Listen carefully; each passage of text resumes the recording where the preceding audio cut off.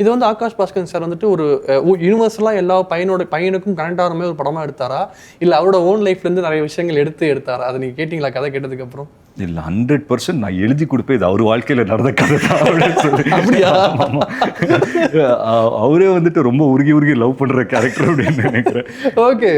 ஏன்னா சின்ன சின்ன விஷயம் வந்துட்டு இப்போ ஒரு காஸ்டியூம் எடுக்கணும்னாலும் அஃப்கோர்ஸ் எங்களுக்கு ஸ்டைலிஸ்ட் எல்லாருமே எடுத்து வைப்பாங்க.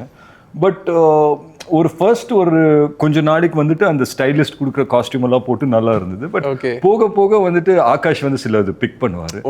ஸோ ஒரு பாயிண்ட்ல நான் வந்து பார்ப்பேன், நானும் ஆகாஷ் சிமிலரா இருப்போம். அதே மாதிரி ஆமா, செட்லேயே அப்படியே தான் இருப்போம் 2 பேரும். ஸோ அப்பயே நான் முடிவு பண்ணேன், நான் கேட்டேன் அவர்கிட்ட, இந்த மாதிரி இது என்ன உங்க லைஃப் ஸ்டோரியா என்ன அப்படின்னு சொல்லி கேட்டேன்.